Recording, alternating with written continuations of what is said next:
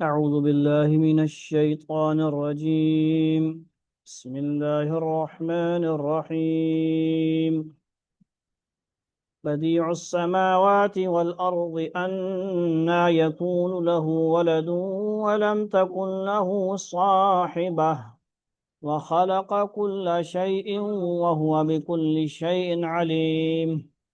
ذلكم الله ربكم لا إله إلا هو خالق كل شيء فاعبدوه وهو على كل شيء وكيل.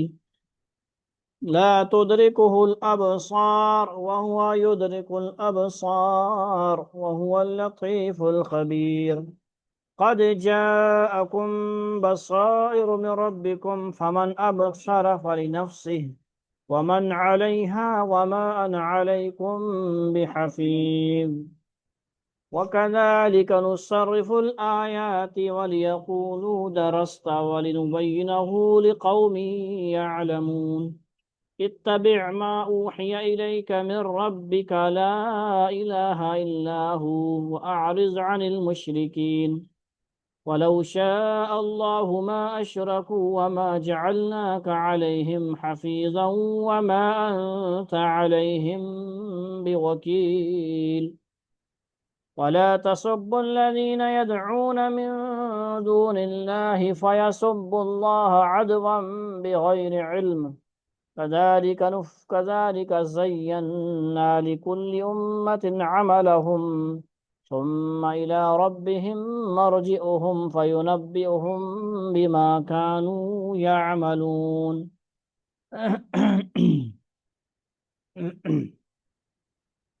وأقسموا بالله جهد أيمانهم لئن جاءتهم آية ليؤمنن بها. قل إنما الآيات عند الله وما يشعركم أنها إذا جاءت لا يؤمنون. ونقلب أفئدتهم وأبصارهم كما لم يؤمنوا به أول مرة ونذرهم في طغيانهم يعمهون. صدق اللہ العظیم. یہ تھی جی رکوع نمبر کیا ہے؟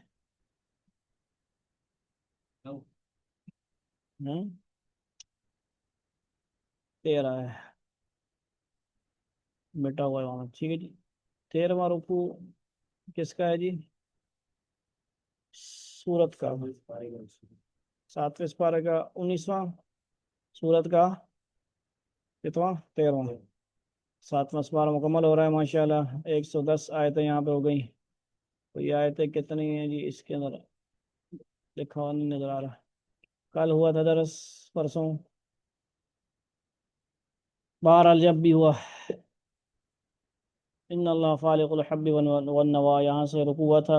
اللہ رب العزت نے اپنی کاریگریاں، اپنی قدرتیں، ان کا ذکر فرمایا تھا. اللہ نے اپنی توحید زمینوں میں، آسمانوں میں، پتوں میں، نباتات میں، درختوں میں، ساری یہ کیا ہے، ہر چیز میں اللہ تعالیٰ کی بڑائی ہے، اس کو بیان کیا.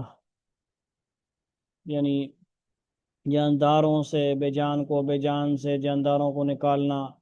ٹھیک ہے جی. اللہ تعالیٰ نے یہ چیزیں اس میں بہت ساری، گٹھلی کو پھاڑنا. کسان کیا کرتا ہے جی؟ گٹھلی پھینک دیتا ہے، بیج پھینک دیتا ہے کسی بھی ذریعے سے، مشینوں کے ذریعے سے، آج کل ہاتھوں کے ذریعے سے. لیکن آگے سے معاملہ تو اللہ کا ہوتا ہے بھائی. آگے زمین کے اندر تو کوئی مشین بھی نہیں ہے کہ وہ کیا کرے،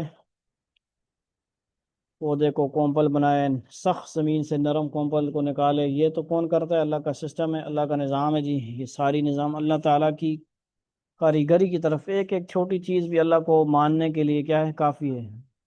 کوئی غیر مسلم، کوئی کافر، دہریہ، کوئی بھی نہیں انکار کر سکتا اللہ کا. کہیں پہ بھی اس سوال اٹھایا جائے، کوئی بھی سوال اس پہ اٹھایا جا سکتا ہے. عقل اس کو شعور دیا گیا ہے. یہ ساری باتیں جو ہے بیان کی گئیں. مستقر مستودع کے بارے میں بیان کیا گیا. بھائی کسی کا عارضی ٹھکانہ کیا ہے، کوئی کسی کا مستقل ٹھکانہ. اس میں تفصیلات آپ نے 2 تفصیلات دیکھی تھیں، ذہن میں ہوں گی.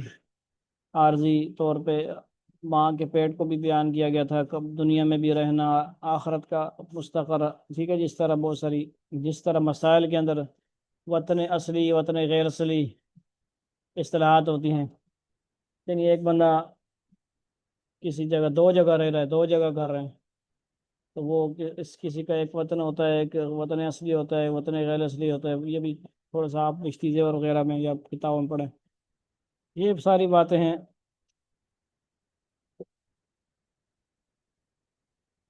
یعنی سارے اللہ تعالیٰ کے جو بنائے گئے نظام ہیں، پھلوں کے نظام، ساری اللہ تعالیٰ کی قدرت بیان ہوئی۔ بدیع السماوات والارض، آج وہ تو آسمان اور زمین کا موجد ہے۔ بدیع کیا مطلب ہے؟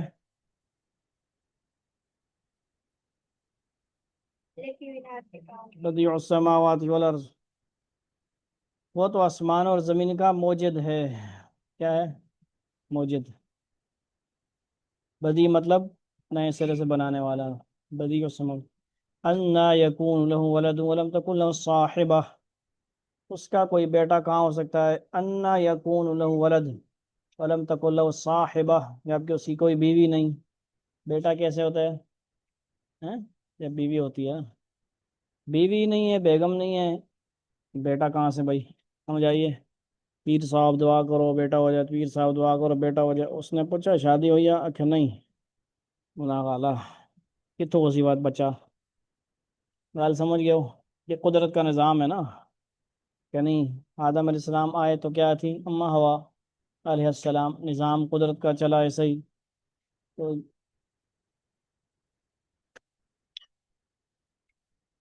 سمجھ آ رہی بات؟ اولاد کیا ہے جی؟ سورت اخلاص پڑھیں آپ، سمجھے ترجمہ تفسیر، تو یہ ہر قسم کی شرک کی جڑ کاٹنے کے لیے کافی ہے۔ قل هو اللہ احد اللہ الصمد لم یلد ولم یولد ولم یکن له کفوا احد، نہ کسی اس نے جنا، نہ اس کا کوئی باپ داتا ہے، شجرہ ہے، نہ اس کا کوئی نیچے کوئی اولاد ہے، بیوی ہے، نہ اولاد ہے، اوپر بھی کوئی نہیں نیچے بھی کوئی نہیں، وہ تو تنہا بادشاہ، احد ہے، یکتا، مالک ہے، کائنات کا خالق ہے، رازق ہے، ٹھیک ہے جی۔ بدیع السماوات والارض ہے، اولاد کہاں ہو سکتی ہے؟ بیوی کہاں ہے؟ بیوی نہیں ہے تو، ٹھیک ہے جی، بات سمجھ آ رہی ہے؟ جو ایک بدماش مرزا ہے نا، اس نے گستاخی کی ہے اللہ کی بیوی ہونے کا الفاظ، نعوذ باللہ استغفر اللہ۔ عیسائیوں نے کبھی نہیں کہا، ان یوں کہتے ہیں کہ عیسیٰ اللہ کے بیٹے ہیں، مریم کو خدا بھی کہتے ہیں، لیکن بیوی نہیں کہا انہوں نے۔ بات سمجھ آ رہی ہے؟ یعنی اس سے کل ملا کے بنتا تو ایسے ہی ہوگا جو جن نہیں بنتا ہوگا، لیکن صاف الفاظ میں اس نے جو گستاخی کی ہے انہوں نے بھی نہیں کی، جتنے بڑے یہ گستاخ ہیں۔ سمجھ آ رہی بات؟ جو اپنی، جو ان کے ہر غریب سے غریب کمانے والا ہے اس کو کہتے ہیں 10% چندہ دے گا تو کیا کرے گا؟ 10% چندہ دے گا تب تیری قبر بنے گی ادھر، بشتی مقبرہ جو جہنمی مقبرہ ہے، کیا ہے؟ تو ہمارے ہاں جو ہماری مساجد ہیں، مدارس ہیں، 1% بھی پیسے نہیں دیتے ہم مسجد والوں کو۔ کیا کہتے ہیں؟ جب تک کوئی آ کے روئے پیٹے گا نہیں نا، میرا فلاں مسئلہ ہے، میرے درس ہے، میرے بچے ہیں، میرا فلاں مسئلہ ہے، میں نے پلاٹ لیا ہے، یہ کوئی باہر سے آئے گا نا چکری مگرمچھ کے آنسو بہا کے جمعہ پڑھا کے چلے جائے گا، اس کو 10-10 ہزار کے نوٹ دیں گے، یہ لو بھائی چندہ لے لو، بڑا تم نے رنگ لگایا، بڑی تقریر کی ہے، میں دکھ آ گیا، ترس آ گیا۔ تو اپنے جو مسجد ہیں اس کو مضبوط نہیں کریں گے، مدرسوں کو، ہماری مساجد مدارس اوپر جائیں، ان اسکولوں کے، ان کالجز کے مقابلے کریں، وہاں پہ پورا 24 گھنٹے سسٹم بن جائے کہ وہاں ہر تعلیم دی جائے، ہر تعلیم دی جائے شریعت کے دائرے میں، اس کے ساتھ مکتب ہو نا مسجد کے اندر، جدید ڈیجیٹل سسٹم نہیں رکھتا ہے، کمرے ہوں سائڈ پہ ہوں جو مسجد سے باہر ہوں، وہاں پہ ڈیجیٹل سسٹم ہو، یہ آپ لوگوں کا کام ہے انشاءاللہ، آپ کو ہم نصیحت کر کے جا رہے ہیں۔ ہمارے زمانے میں اتنے حالات نہیں ہوں گے، لیکن ہم آواز لگاتے رہیں گے، جو ہمارے ساتھ لوگ جڑے ہوں گے نا، یہی انشاءاللہ آپ کے ساتھ ہیلپ کریں گے، ہم رہیں نہ رہیں، نظام آپ نے اچھا بنانا ہے، کیا کرنا ہے؟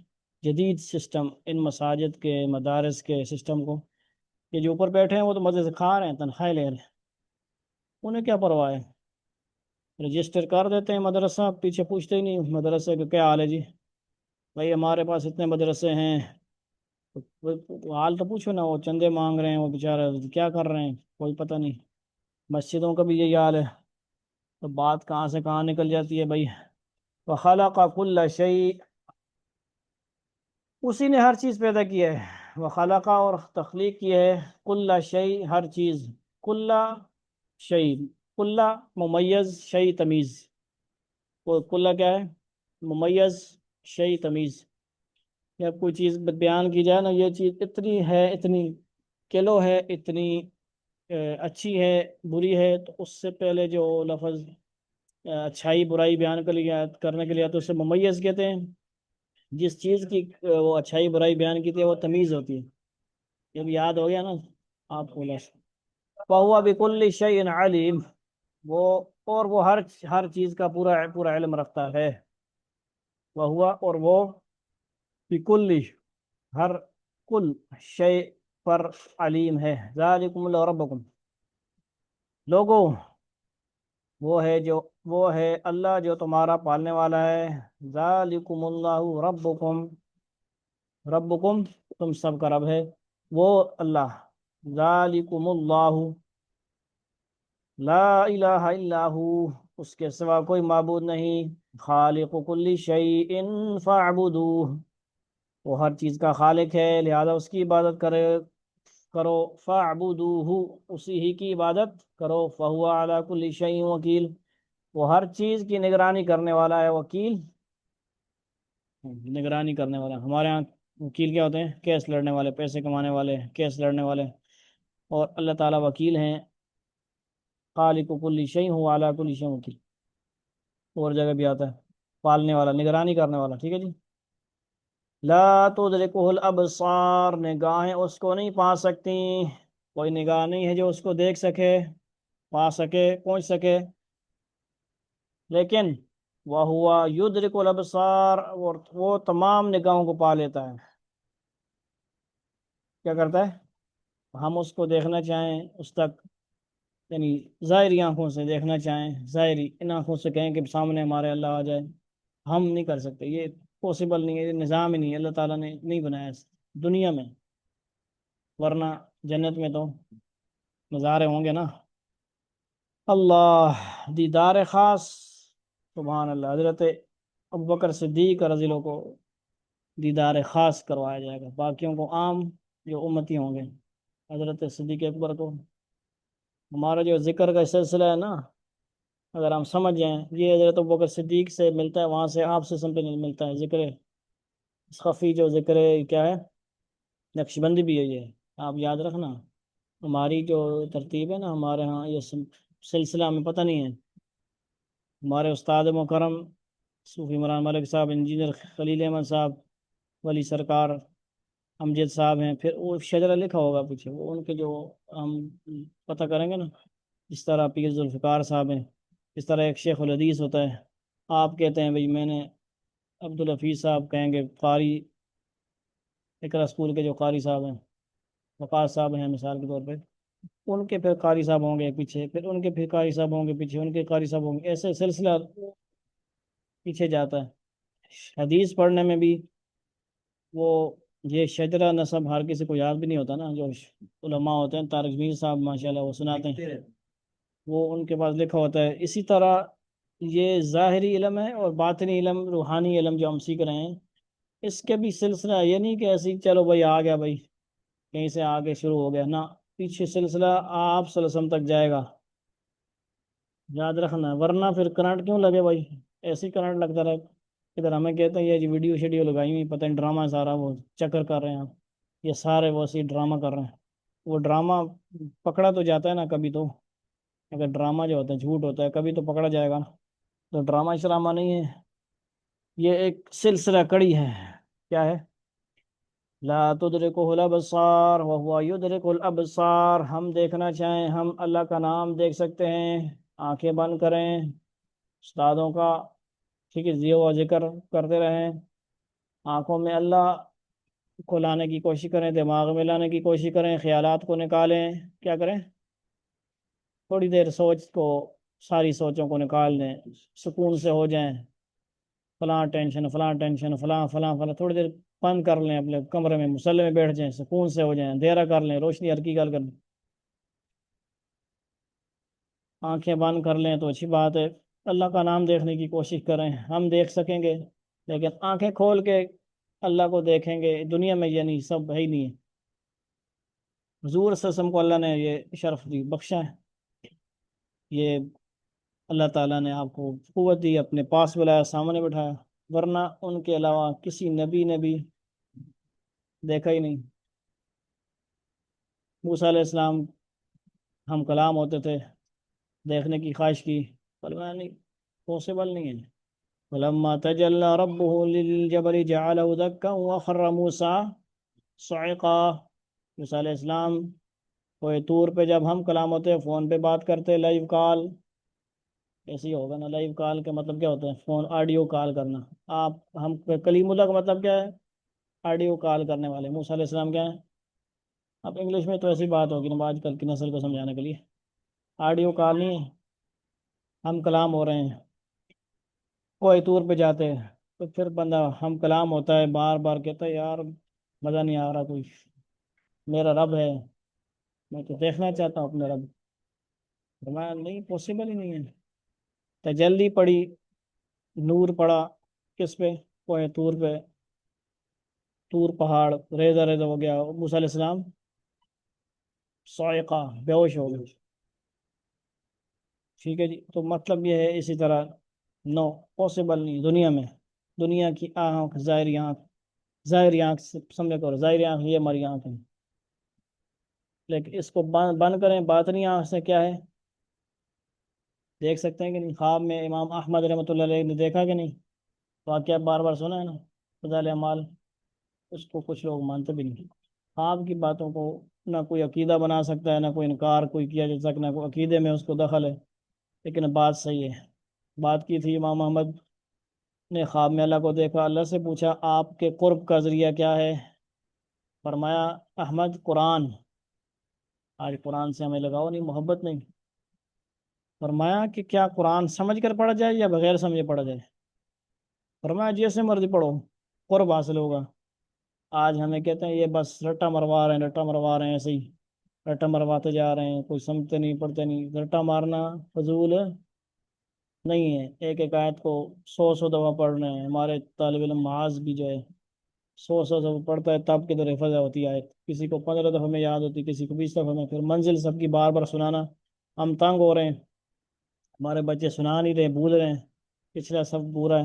تو یہ پڑھنا اللہ کے قرب کا سبب ہے نا، قرآن اللہ کا کلام ہے، بار بار پڑھ رہے ہیں، کہ کیا ہے سبب؟ اللہ کی محبت کا سبب بن رہا ہے، ہمیں تنگ نہیں ہونا چاہیے بار بار، بل منزل سب کی سنانی بھی کیا ہے، ہمیں خوش ہونا چاہیے کہ اللہ کے قرب کا ذریعہ ہے۔ ایسا قرآن پڑھیں، فضائل اعمال میں بے شمار آداب لکھیں، خوشبو لگائیں، خانہ کعبہ کی طرف منہ کر کے بیٹھیں، وضو کر کے غروب قبلہ بیٹھیں، اچھی مسواک کر کے بیٹھیں، قرآن پڑھنے جا رہے ہیں، نماز پڑھنے جا رہے ہیں تو آداب کے ساتھ۔ ٹھیک ہے جی، وہو لطیف الخبیر۔ اچھا، اس کی نیچے یہ تشریح بھی لکھی، نگاہیں اس کو نہیں پا سکتی اور وہ تمام نگاہوں کو پا لیتا ہے، اس کی ذات اتنی ہی لطیف ہے، وہو اللطیف، اتنی ہی لطیف ہے، الخبیر، اور وہ اتنا ہی باخبر ہے، یعنی اس کی ذات اتنی لطیف ہے کہ کوئی نگاہ اس کو نہیں پا سکتی، یعنی اس نے فرشتوں کو ایسا بنایا ہے لطیف، نورانی تار جو ہوتے ہیں نا، نور، نور کیا ہوتا ہے؟ نور روشنی سی ہوتی ہے، فرشتے لطیف ہیں، باریک ہیں، کہیں سے بھی گزر جاتے ہیں، کہیں پہ بھی کسی کو نظر آتے نہیں، پتہ ہوتا ہے فرشتے ہوں گے، ہمارے پاس یہ فرشتے ہیں نا، یقین ہے نا، ہمیں پتہ ہی نہیں لگ رہا، نہ کوئی بوجھ ہے دائیں طرف والے کا، میں اس کو ہاتھ لگا رہا ہوں، سلام کر رہا ہوں، یہ وہ السلام علیکم کر رہا ہوں، اس جواب دے گا نا، یقین ہونا چاہیے۔ کیوں؟ نماز میں کیا کہتے ہیں؟ امام صاحب سلام کرے یا جو مقتدی سلام کرے، السلام علیکم ورحمۃ اللہ، السلام علیکم، اس میں کیا کرے؟ امام صاحب دائیں طرف والے نمازیوں کی بھی نیت کرے اور فرشتوں کی بھی نیت کرے، اس فرشتے کی بھی نیت کرے، السلام علیکم، بائیں طرف سلام کیا، بائیں طرف والے نمازیوں کی بھی، فرشتوں کی بھی، جنات کی بھی نیت کر سکتے ہیں، مسجدوں میں جنات ہی جنات۔ بات سمجھ آ رہی کہ نہیں؟ وَهُوَ اللطیف الخبیر، اس کے کہتے ہیں کہ یعنی اس کی ذات اتنی لطیف ہے کہ کوئی نگاہ اس کو نہیں پا سکتی، اور وہ اتنا باخبر ہے کہ ہر نگاہ کو پا لیتا ہے، یعنی اور اس کے تمام حالات اور سے خوب واقف ہے۔ اس جملے کی یہ تفسیر علامہ آلوسی رحمۃ اللہ علیہ نے متعدد مفسرین سے نقل کی ہے، اور سیاق و سباق کے لحاظ سے نہایت مناسب ہے۔ یہاں یہ واضح ہے کہ لطافت بھی عام بول چال میں جسم ہی کی صفت ہوتی ہے۔ بڑے مشکل لفظ ہے یہ، لطافت بھی عام بول چال میں جسم ہی کی صفت ہوتی ہے۔ لطافت، لطیف کہنا کسی چیز کو، کہتا ہوں بھائی بڑا بڑا بندہ، ایک تو بندے کا نام لطیف ہوتا ہے نا، ایک کہتا ہے یہ بڑا لطیف، ترجمہ کیا ہے اس کا؟ ترجمہ کیا کیا گیا؟ لطیف کا لطیف ترجمہ کیا گیا ہے۔ جب کہ اللہ تعالیٰ جسم سے پاک ہے، عقیدے کو صحیح سمجھا رہے ہیں نا یہاں پہ، بات سمجھے آپ؟ انہی چیزوں کے اندر بہت سارے لوگ گمراہ ہو کے مجسمیہ بن جاتے ہیں۔ مجسمیہ ایک لوگ ہیں، گروہ ہے، گمراہ ہو گئے وہ۔ تو جسم سے پاک ہے اللہ تعالیٰ، جسم سے پاک ہے، لیکن لطافت کا اعلیٰ ترین درجہ وہ جو جسمیت کے ہر شائبہ سے ماورا ہو۔ اللہ تعالیٰ کی ذات کو لطیف اسی معنی میں کہا گیا ہے۔ یہ بات سمجھ نہیں ہے؟ کوئی پوچھے گا یار لطیف کہہ رہے ہو، اللہ تعالیٰ تو، یہ تو لطیف، یہ لطافت یہ ایک صفت ہے، یہ تو جسم کی ہوتی ہے۔ تو ہم کہیں گے لیکن لطافت کا اعلیٰ درجہ، اعلیٰ ترین درجہ وہ ہے جو جسمیت کے ہر شائبہ سے ماورا یعنی پاک ہو۔ اللہ تعالیٰ کی ذات کو لطیف اسی معنی میں کہا گیا ہے۔ ٹھیک ہے، لطیف کا معنی باریک بین بھی ہے، باریک بین آتا ہے نا، کہ نہیں آتا؟ تو سمجھ آ رہی ہے تھوڑی بہت، مجھے بھی سمجھ آ گئی ہے، کچھ کچھ نہیں بھی آئی، علماء سے پوچھتے رہیں گے، ٹھیک ہے جی۔ اللہ، اور وہ اتنا ہی باخبر ہے۔ قد جاءکم بصائر من ربکم، اے پیغمبر صلی اللہ علیہ وسلم ان لوگوں سے کہو کہ تمہارے پاس تمہارے پروردگار کی طرف سے بصیرت کے سامان پہنچ چکے ہیں۔ قد جاءکم، تحقیق پہنچ چکے تمہارے پاس، بصائر من ربکم، بصائر کیا ہے؟ بصیرت کے سامان پہنچ چکے ہیں، ٹھیک ہے جی، جاءکم آ چکے ہیں، پہنچ چکے ہیں، من ربکم تمہارے رب کی طرف سے بصائر، بصیرت کے سامان۔ فمن ابصر فلنفسہ، بصیرت کے سامان کیا ہیں؟ پیچھے سارے بیان ہوئے نا، ساری قدرت اللہ کی، اللہ کی زمین آسمان میں یہ نباتات، یہ درخت پودے، سارے چرند پرند کیا ہیں؟ اللہ کی شان ہے، اللہ کے بصائر ہیں، خزانے قدرت بیان کر رہے ہیں۔ فمن ابصر فلنفسہ، اب جو شخص آنکھیں کھول کر دیکھے گا وہ اتنا ہی بھلا کرے گا۔ اب سارا، بصر کیا ہوتے ہیں؟ آنکھیں، بصارت، فلنفسہ وہ اپنا ہی بھلا کرے گا، اپنے لیے دیکھے گا، عقل سے کام لے گا، دیکھے گا اللہ کے نشانیاں دیکھ کر عبرت حاصل کرے گا، اپنے لیے فائدہ ہوگا۔ ومن عمیہ فعلیہا، جو شخص اندھا بن جائے گا، سمجھے، دیکھنے کے باوجود بھی انکار کر دے گا، نہ مانے گا، ایسے ہی الٹی سیدھی باتیں کرے گا، یہ ایسے ہی دھماکہ ہوا تھا، یہ ہوا تھا، وہ پیدا نہیں کیا، کہ کسی مخلوق نہیں بن، خود ہی بن گئی۔ ومن عمیہ فعلیہا ابصرا، بصارت ہوتی ہے، عمیہ کیا ہوتا ہے؟ یہ اندھا کے معنی میں، ٹھیک ہے جی۔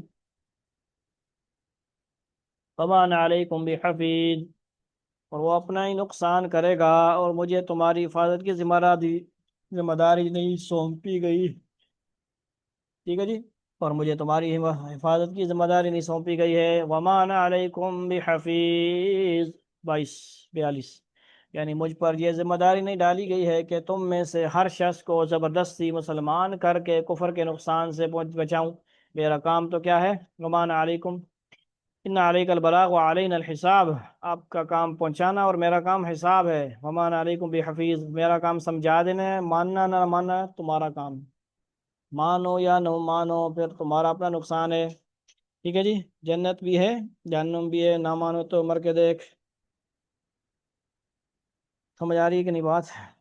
مان جائیں گے تو کامیابی، نہیں مانیں گے دلائل پہنچا دیا آپ نے، بات سمجھا دی، آپ کی ذمہ داری پوری ہو گئی۔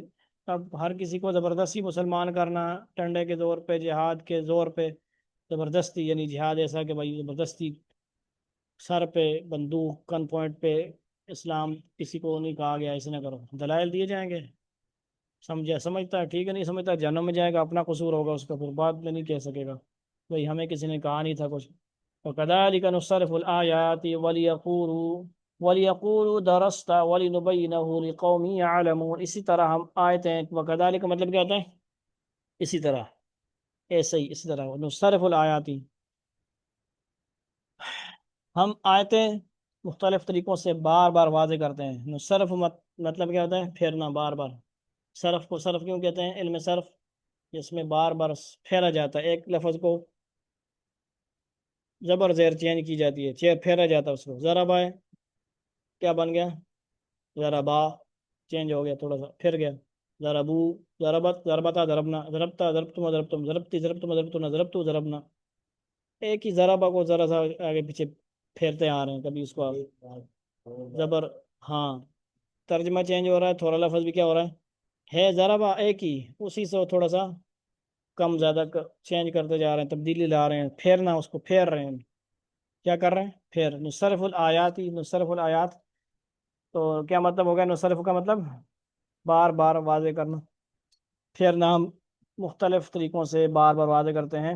وَلِيَقُولُوا دَرَسْتَ وَلِنُبَيِّنَهُ لِقَوْمٍ يَعْلَمُونَ، واضح کرتے تاکہ تم انہیں لوگوں تک پہنچا دو۔ درستہ، ٹھیک ہے جی۔ اور بالآخر یہ لوگ تو یوں کہیں گے، وَلِنُبَيِّنَهُ لِقَوْمٍ يَعْلَمُونَ، کہ تم نے کسی سے سیکھا ہے؟ اور جو لوگ علم سے کام لیتے ہیں ان کے لیے ہم حق کو آشکارا کر دیں گے۔ ہر دھرم قسم کے کافروں کو بھی یہ کہتے ہوئے تو شرم آتی تھی کہ یہ کلام خود آن حضرت صلی اللہ علیہ وسلم نے گھڑ لیا ہے، کیونکہ وہ آپ کے اسلوب سے اچھی طرح واقف تھے، اور یہ بھی جانتے تھے کہ آپ امی ہیں،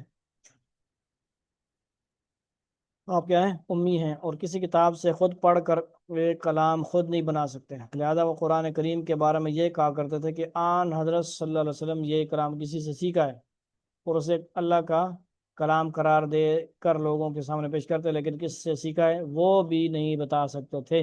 کبھی کبھی وہ ایک لوہار کا نام لیتے تھے جس کی تردید سورہ نحل میں آنے والی ہے، ٹھیک ہے جی۔ اتبع ما اوحی الیک من ربک، یہ اوپر والی آیت کا تھوڑا سا بتا دیا انہوں نے۔ اے پیغمبر، تم پر تمہارے پروردگار کی طرف سے جو وحی بھیجی گئی ہے تم اسی کی پیروی کرو، ٹھیک ہے جی، اسی کو فالو کریں گے آپ، پیروی کریں گے اور آگے اس کی دعوت دیں گے۔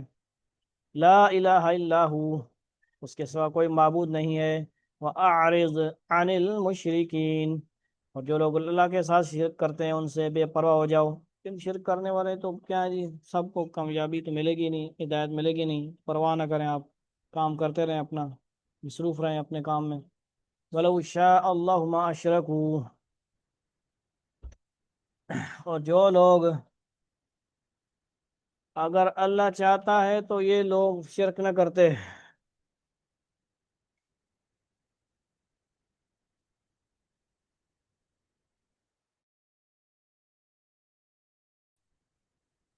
ہاں جی، کیا بات ہو رہی ہے؟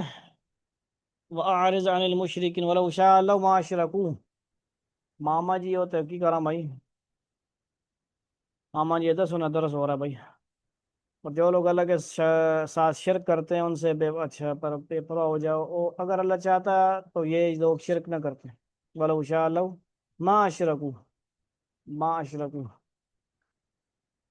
وما جعلناك علیہم حفیظا، ہم نے نہ تمہیں ان کی حفاظت پر مقرر کیا ہے اور نہ تم ان کے کاموں کے ذمہ دار ہو، مان انت علیہم بوکیل۔ دیکھیں جی، یہاں پہ جو لکھا ہے کہ اگر اللہ چاہتا تو یہ لوگ شرک نہ کرتے، اس کا کیا مطلب ہے؟ پیچھے آیت نمبر 35 میں بھی یہ مضمون آ چکا ہے، جس کا خلاصہ یہ ہے۔ اچھا،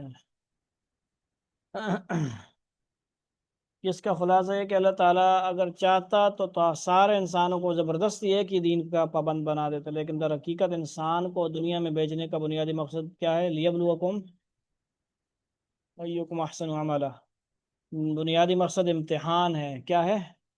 امتحان ہے۔ عبدالحفیظ صاحب پریکٹیکل میں نقل مار لیں تو کیا پھر امتحان کیسا ہوا؟ خیر، درس سننے والوں کو نہیں پتہ، نقل مارنے سے پاس ہو جائے بندہ، وہ کیا کہتے ہیں امتحان ہوا کہ کیا ہوا؟ امتحان تو نہ ہوا، امتحان تو ہوتا ہی ہے وہ ہے، لیکن پھر بھی ہمارا امتحان آسان ہے، موت تک جو امتحان ہے کیا آسان ہے؟ سارے سوالات بھی ہمیں دیے گئے ہیں، جوابات بھی دیے گئے، اس کے باوجود کمزوری ہماری ہے کہ ہم نے ان کو سوالات کو پڑھا بھی نہیں، ہمیں حفظ کرنے کا یا رٹا مارنے کا بھی نہیں کہا گیا، صرف بس ایک دفعہ پڑھ لیں سوال اور جواب، کامیاب ہیں آپ۔ آسان ہے ہمارا دنیا کا پرچہ، کیا ہے موت تک ہمارا امتحان، امتحان گاہ میں ہم کیا ہے، موت تک روزہ بھی ہمارا کیا ہے، ہمارا روزہ کیا ہے، ایک رمضان کا روزہ ہوتا ہے اور ایک پوری زندگی کا روزہ ہے جو بالغ ہونے سے لے کر موت تک روزہ ہے۔ وہ کیا روزہ ہے جی؟ اس روزے میں ہم نے گناہوں سے بچنا ہے، برائیوں سے بچنا ہے، وہ اعمال کرنے ہیں جو کیا ہیں اللہ کو راضی کرنے والے ہیں۔ تو کیا لکھا ہے انہوں نے؟ زبردستی سے نہیں، ٹھیک ہے جی، لیکن در حقیقت انسان کو دنیا میں بھیجنے کا بنیادی مقصد کیا ہے؟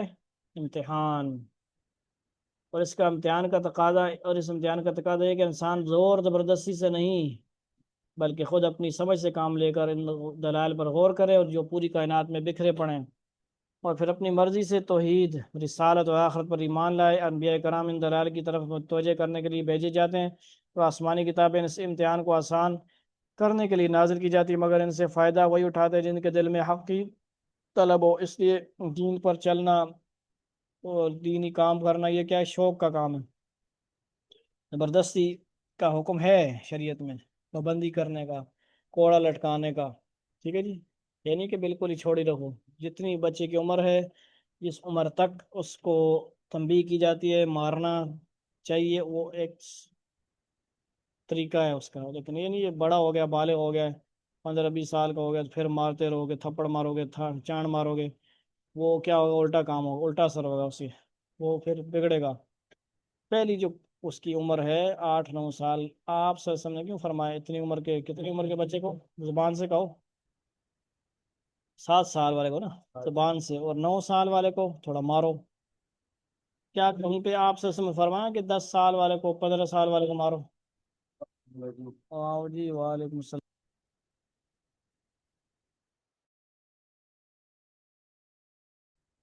اچھا جی، اس کا بلکہ خود اپنی سمجھ سے کام لے کر ان دلائل پر غور کرے جو پوری کائنات میں بکھرے پڑے ہیں، اور پھر اپنی مرضی سے توحید، رسالت اور آخرت پر ایمان لائے۔ انبیاء کرام یہ تو پڑھ لی سارا ہم نے، ٹھیک ہے، جن کے دل میں حق کی طلب ہو، شوق کی بات ہو رہی ہے، شوق ہونا چاہیے بھائی قرآن پڑھنے کا بھی، تمام اعمال کا۔ ومان علیہم بحفیظ، آگے انہوں نے تشریح اس کی بھی لکھی ہے، ایک تو کیا تھا، اگر اللہ چاہتا تو یہ لوگ شرک نہ کرتے، اس کی بات سمجھ آ گئی کہ نہیں؟ کوئی پوچھے آپ سے، یار ہم تو شرک کر رہے ہیں، سمجھو یار، ہم نے تمہیں ان کی حفاظت میں مقرر کیا ہے، اور کیا ہے جی، نہ تم ان کے کاموں کے ذمہ دار ہو، کیونکہ آن حضرت صلی اللہ علیہ وسلم کفار کے طرز عمل پر مغموم رہتے تھے، کیا رہتے تھے؟ پریشان، غمزدہ رہتے تھے۔ ولا تحزن، جگہ جگہ اللہ نے تسلیاں دیں پھر بہت ساری، ٹھیک ہے جی، بس پھر نفسہ کا بہت ساری آیتیں ہیں، سمجھ آ رہی بات؟ اس لیے آپ کو تسلی دی جا رہی ہے کہ آپ اپنا فرض ادا کر چکے ہیں، ان لوگوں کے اعمال کی کوئی ذمہ داری آپ پر نہیں ہے، یعنی آپ سے بہت غمگین رہتے نا یار، ہر بندہ ہی، ابو جہل بھی ہے، جو بھی جیسا بھی ہے، حساب لگاؤ نا بھائی، ہم لوگ ایک ایک ایشو کے اوپر ایسے اپنی طرف سے باتیں کرتے رہتے ہیں، اپنی طرف سے فیصلے کرتے رہتے ہیں ایک دوسرے کے ساتھ نا۔ اب میں تھوڑا سا ختم کروں گا، پھر آگے 11:30 پروگرام بھی ہونے والا ہے، ٹھیک ہے؟ تو کیا ہوتا ہے، سارے ہی مسلمان ہو جائیں، لیکن اللہ تعالیٰ کا نظام ہے، پھر وہ امتحان کا کیا ہوگا؟ ابھی امتحان کا ہے یہ وہ ہے۔ وَلَا تَسُبُّوا الَّذِينَ يَدْعُونَ مِن دُونِ اللَّهِ فَيَسُبُّوا اللَّهَ عَدْوًا بِغَيْرِ عِلْمٍ۔ اب یہ بین المذاہب کے اندر جو ہے ایک ادب سکھایا جا رہا ہے، کیا کرنا چاہیے آپس میں، مسلمان دوسرے غیر مسلموں کے ساتھ معاملہ کیا ہونا چاہیے۔ مسلمانوں، جن جھوٹے معبودوں کو یہ لوگ اللہ کے بجائے پکارتے ہیں، تم ان کو برا نہ کہو، کیا کرو؟ ماتا شاتا کو برا نہ کہو، کہتے نہیں ہے نا، کیوں اپنی زبان خراب کرتے ہو؟ جس کے نتیجے میں یہ لوگ جہالت کے عالم میں حد سے آگے بڑھ کر اللہ کو برا کہنے لگیں گے، ٹھیک ہے جی، بات سمجھ گئے ہو کہ نہیں؟ اگرچہ جن دیوتاؤں کو کافر و مشرک لوگ خدا مانتے ہیں، ان کی حقیقت کچھ بھی نہیں ہے، ٹھیک ہے، لیکن اس آیت میں مسلمانوں کو ہدایت دی گئی ہے کہ وہ کافروں کے سامنے ان کے لیے کافروں کے سامنے ایک مندر میں جا کے بندہ شروع ہو جائے، ماتا تو تیری ماں ہونی چاہیے، اس طرح گالی نکالنا شروع کر دیں ماتا کو ہندو بھی موجود ہوں، وہ جو ہمارا رنگیلا تھا، کیا تھا، سنا ہوا طارق جمیل صاحب سے واقعہ؟ رنگیلا ہمارا جو پاکستان کا وہ ہے نا، دنیا اب تو فوت ہو گیا نا، رنگیلا تھا جو بھی تھا بہرحال، وہ ان کے اس کو فنی بھی تھا ایک قسم کا نا، ڈرامہ تھا ایک قسم کا، وہ چلا گیا ہندوؤں کے مندر میں نا، اس کو شوق تھا ہر جگہ گھسنے کا وہ گنجا تھا، پھر پنڈت کیا ہوتے ہیں، گنجے ہوتے ہیں، اس نے کہا چل بھائی، وہ ایسا مندر تھا کہ جو گائے ان کی گائے ماتا مکمل سونے کی بنی ہوئی، یہ بیان سنا ہوگا آپ نے آڈیو میں، کیسٹیں جب ہوتی تھی نا، تو ایمان کی بات، ایمان کی بھی بات کر رہے تھے کہ جتنا بھی کوئی گیا گزرا مسلمان ہوتا ہے، وہ کیا ہوتا ہے، ایمان ہوتا ہے اس میں، تو وہ کیا ہے اندر گھس گیا، تو کیا انہوں نے کہا واہ جی اور پنڈت صاحب آ گئے ہیں، یہ وہ، لیکن اندر گیا تو پھنس گیا جا کے، کہ جو بھی جاتا ہے اس گائے ماتا کو سجدہ اب یہ تو مسلمان ہے جیسا بھی ہے،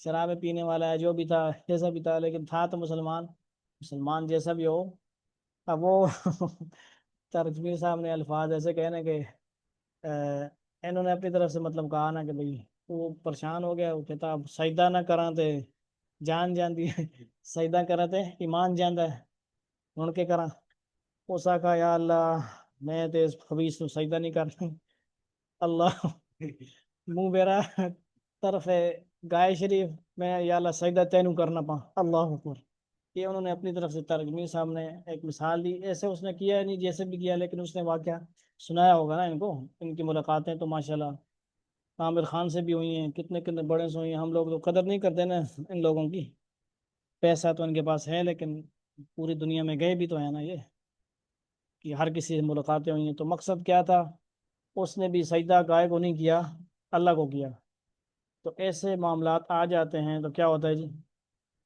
بات سمجھو کہ کہاں سے بات ہو رہی ہے، یعنی وہاں پہ جاتا اور وہ جوش دکھاتا مولویوں والا جو ہمارے ہاں جوش دیتے ہیں، جیسے طارق جمیل صاحب عامر خان سے مل کے آئے نا، پیچھے آ کے کہتے ہیں کیا گاڑی رکھ لے گا، کیا وہ نمازیں پڑھے گا، کیا وہ یہ کرے گا وہ کرے گا دیکھا ملاقات ہوئی ہے کوئی دوستی یاری لاؤں دو، یہ ہمارے ہاں جوشیلے جو ہوتے ہیں نا، جوشیلے پارٹی، ان کے یہ کام ہوتے ہیں، تو جوشیلا کام نہیں ہوتا بھائی، طریقے سے ہوتا ہے، محبت سے ہوتا ہے، یاری لگاؤ، کسی کو ایک دفعہ جا کے ذکر کی بھی دعوت نہیں دے سکتے آپ، بہت عرصہ لگتا ہے بھائی، محنت کرنی پڑتی ہے، ایک دفعہ میں آپ کو کہا ذکر کر لے ذکر لے لے، ایسا نہیں ہوتا، بڑی محنت کرنی پڑے گی، سمجھانا پڑے گا، دلائل دینے پڑیں گے، تو کیا بات ہو رہی ہے جی، بڑی لمبی ہوگی گفتگو ہماری، اور معاذ کا آج عمان کا سفر ہوگا، تو وہ کلاس بھی نہیں لے گا اس لیے میں، لیکن 11:30 ہونے والے ہیں، یہ بات سمجھ آ رہی ہے کہ نہیں، کہ ان کے سامنے اس کی وجہ یہ بیان کی گئی کافر لوگوں کہ اس کے جواب میں اللہ تعالیٰ کی شان میں گستاخی کریں گے، یہ تو آسان سی بات ہے نا، کیسے دو آپس میں لڑتے ہیں ہمارے جاہل لوگ، ایک ایک کی ماں کو گالی دیتا ہے، دوسرا اس کی دے دیتا ہے، آسان سی بات ہے نا، یہ فطری بات ہے، تو ایسا تو ہونا نہیں چاہیے، ہم کسی کے جب ماں کو دیتے ہیں وہ آگے سے ماں کو گالی دیتا ہے، تو پھر کسی کے خدا کو دیں گے تو وہ ہمارے خدا کو، آسان سی بات اللہ نے بتا دی نا، کہ کسی کے سامنے نہیں کریں گے آپ، پیچھے بھی کرنے کی کیا ضرورت ہے بھائی، دلائل دو، اپنے اپنے حق اسلام کو بیان کرو، ان کی برائیاں کیا بیان کرتے ہو، ہاں شرک ہے اس کی نفی کریں گے، کفر کی بات کریں گے، اس کی گستاخی، اگر انہوں نے ایسا کیا تو اس کا سبب تم بنو گے، بات سمجھ گئے نا، جس طرح اللہ تعالیٰ کی شان میں خود گستاخی کرنا حرام، اسی طرح اس کا سبب بننا جائز بھی ناجائز ہے، اس آیت سے فقہائے کرام نے یہ اصول نکالا ہے کہ اگر کوئی کام بذات خود تو جائز یا مستحب ہو، لیکن اندیشہ ہو کہ اس کے نتیجے میں کوئی دوسرا شخص گناہ کا ارتکاب کرے گا، تو ایسی صورت میں وہ جائز یا مستحب کام چھوڑ دینا چاہیے، تاہم اس اصول کے تحت کوئی کام ایسا کام چھوڑنا جائز نہیں ہے جو فرض یا واجب ہو، مزید تفسیر کے لیے اس آیت کے تحت تفسیر معرف القرآن کی طرف رجوع فرمائیں، یہاں یہ بھی واضح رہے کہ آل عرب اگرچہ اللہ تعالیٰ کو مانتے تھے، اور اصل میں تو وہ خود بھی اللہ تعالیٰ کی شان میں گستاخی جائز نہیں سمجھتے تھے، لیکن ضد میں آ کر ان سے ایسی حرکت سرد ہو جانا کچھ بعید نہیں تھا، چنانچہ بعض روایت میں ہے کہ ان میں سے کچھ لوگوں نے آن رسول سے یہ بات کہی تھی کہ اگر آپ ہمارے بتوں کو برا کہو گے تو ہم آپ کے رب کو برا کہیں گے، سمجھ آ گئی؟ استغفر اللہ، نعوذ باللہ۔ یہ کیا ہو گیا؟ کذالک زینا لکل امۃ عملهم ثم الی ربهم مرجعهم فینبئهم بما كانوا يعملون۔ اس دنیا میں تو ہم نے اسی طرح ہر گروہ کے عمل کو اس کی نظر میں خوشنما بنا رکھا ہے۔ کیا مطلب اس کا؟ یہ در حقیقت ایک ممکن سوال کا جواب ہے، اور وہ یہ کہ اگر کافر لوگ اللہ تعالیٰ کی شان میں گستاخی کریں تو ان کو دنیا ہی میں سزا کیوں نہیں دے دی جاتی؟ جواب یہ دیا گیا کہ دنیا میں تو ان لوگوں کی ضد کی وجہ سے ہم نے ان کو ان کے حال پر چھوڑ رکھا ہے کہ یہ اپنے طرز عمل کو بہت اچھا سمجھ رہے ہیں، لیکن آخر کار ان سب کو ہمارے پاس لوٹنا ہے۔ اس وقت انہیں پتہ چل جائے گا کہ جو کچھ وہ کر رہے تھے اس کی حقیقت کیا تھی۔ یعنی یہ ایک اور آیت میں بھی اللہ تعالیٰ نے فرمایا وما كان الله ليعذبهم وانت فيهم وما كان الله معذبهم وهم يستغفرون۔ دو وجہ ہیں کہ جب آپ سے موجود ہیں ان میں تو ہم ان پہ عذاب نازل نہیں کریں گے کہ سارے ختم ہو جائیں، یا استغفار کریں گے یہ امت تب بھی عذاب نہیں ہوگا۔ ثم الى ربهم مرجعهم فينبئهم بما كانوا يعملون، پھر ان سب کو اپنے پروردگار ہی کے پاس لوٹنا ہے، اس وقت وہ انہیں بتائے گا کہ وہ کیا کچھ کرتے تھے۔ وَأَقْسَمُوا بِاللَّهِ جَهْدَ أَيْمَانِهِمْ لَئِنْ جَاءَتْهُمْ آيَةٌ لَيُؤْمِنُنَّ بِهَا، اور ان لوگوں نے بڑی زوردار قسمیں کھائی ہیں کہ اگر ان کے پاس واقعی کوئی نشانی یعنی ان کا مطلوب معجزہ آ گئی تو یہ یقیناً ضرور اس پر ایمان لے آئیں گے۔ ان سے کہو قُلْ إِنَّمَا الْآيَاتُ عِندَ اللَّهِ وَمَا يُشْعِرُكُمْ أَنَّهَا إِذَا جَاءَتْ لَا يُؤْمِنُونَ۔ ان سے کہو کہ ساری نشانی اللہ کے قبضے میں ہے،